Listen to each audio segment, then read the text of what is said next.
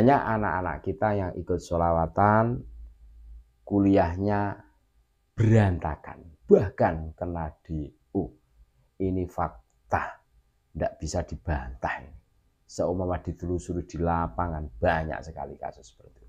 Yang tadinya rajin ngaji, rajin mondo, wah, gara-gara kenal Habib, diajak sholawat ke sana kemari.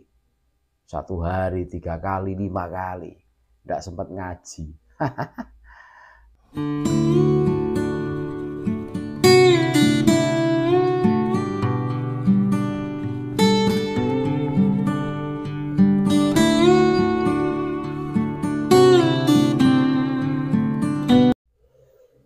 Assalamualaikum warahmatullahi wabarakatuh.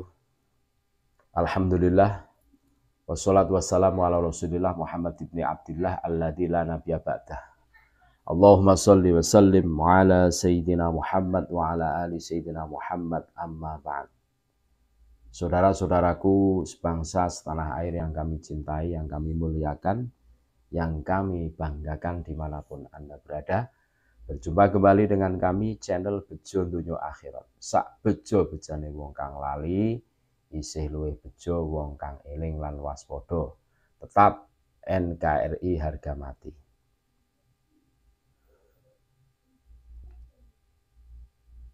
Adanya Bani Pahlawi itu menjadikan orang beryuforia, berhuria dengan majelis sholawatnya.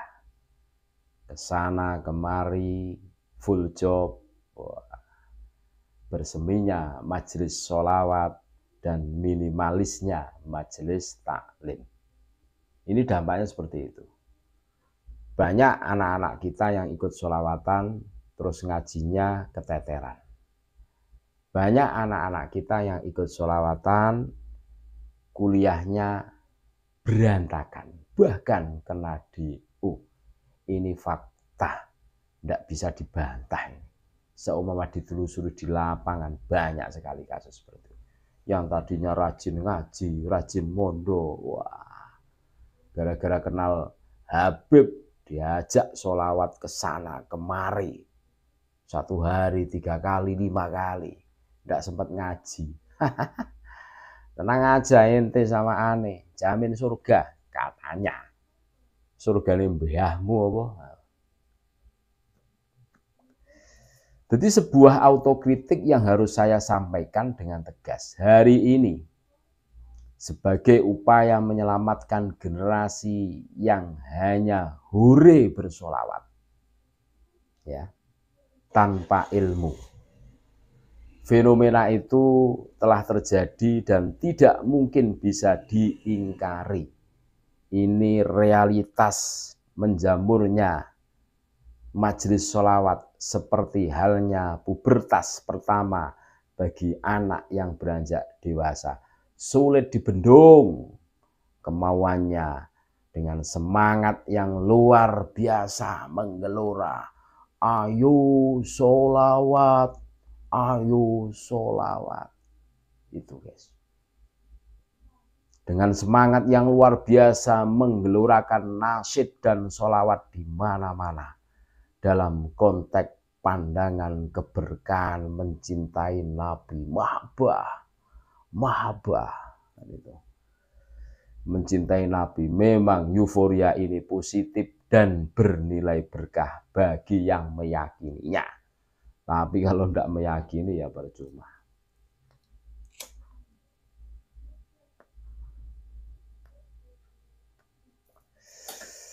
Namun apa yang terjadi jika keadaan ini terus-menerus berjalan di ambang batas harapan kita?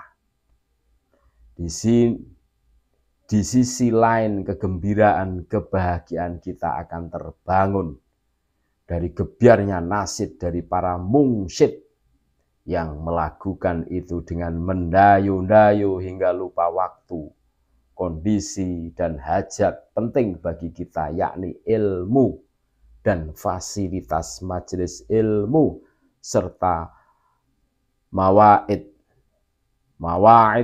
para masyayikh yang sengaja diminimalisir dengan dalih tak ada yang mendengarnya. Efek hausnya pitutur, berkurangnya ilmu para muhibbin akan menjadi hamparan rintangan besar menandusnya hati para muhibbin karena minimalnya majelis dan mawaid ilmu. Jika di majelis sholawat itu tidak ada ngaji dan pencerahan, tidak hanya itu, mereka juga hanya akan menjadi generasi penggembira dengan tandusnya ilmu di dadanya. Lalu sampai kapan kita dibeginikan oleh kegiatan kita ini sendiri, dinina bobokkan dengan hanya mengundang para habaib saja, tanpa menghadirkan dan mengundang para masyayikh yang akan memberikan nutrisi keilmuan kita, yang membangun kualitas keimanan kita, keyakinan kita.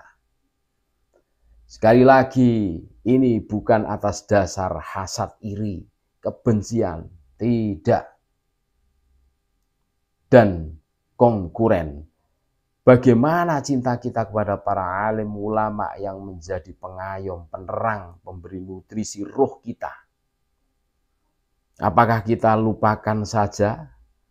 Kritik sosial dan kegiatan keagamaan ini penting, bukan hanya berawal dari pikiran penulis secara personal saja. Ini harusnya dipikirkan oleh para tokoh masyarakat yang ingin masyarakatnya berkualitas tentang ilmu agamanya, supaya tidak terjebak pada glamornya saja, lalu melupakan prinsip majelis ilmu dan keilmuan. Belum serapan administrasi biaya dana dan anggaran yang dalam satu malam menghabiskan puluhan dan sampai ratusan juta rupiah. Pulang tanpa ilmu, tanpa pengetahuan. Lalu sebagian anak kita yang subuhnya hilang, sangat mengerikan jika tidak dicarikan solusi bagi generasi negeri ini yang hanya bisa bersolawat, namun keilmuan tidak mencukupi syarat. Yang berbahaya adalah tidak ingat akhirat karena krisis mau'idoh hasanat.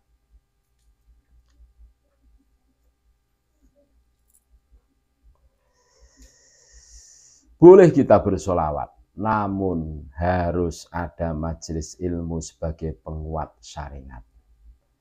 Alhasil, para panitia yang notabene para tokoh berkepentingan harus memperhatikan, mempertimbangkan anggaran yang dikeluarkan dan manfaat yang diperoleh.